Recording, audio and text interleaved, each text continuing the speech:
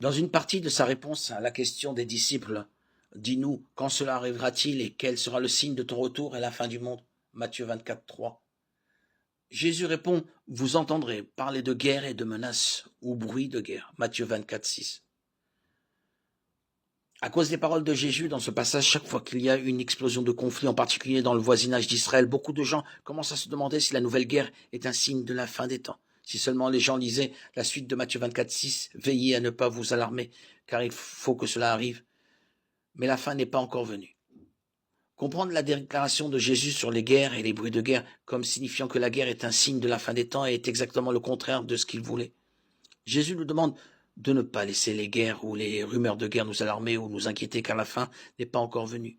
De même, Jésus a parlé de faux Christ, Matthieu 24, 5, de famine et de tremblement de terre, Matthieu 24, 7, avertissant que tout cela, c'est le commencement des douleurs de l'enfantement, Matthieu 24, 8.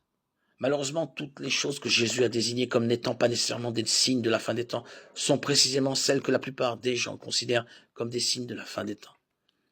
Cela ne veut pas dire que les guerres et les rumeurs de guerre n'ont rien à voir avec la fin des temps. Lorsque la Bible parle de la fin des temps, elle décrit des guerres intenses. Mais le point de vue de Jésus semble être qu'il y a toujours eu des guerres et que jusqu'à ce qu'il établisse la paix dans le royaume millénaire, il y aura toujours des guerres.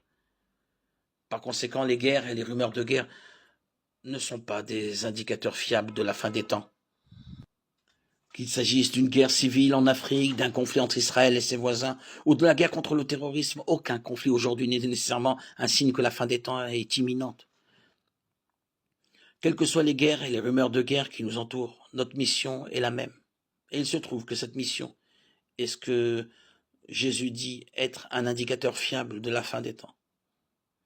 Cette bonne nouvelle du royaume sera proclamée dans le monde entier pour servir de témoignage à toutes les nations. Puis, la fin viendra. Matthieu 24, 14.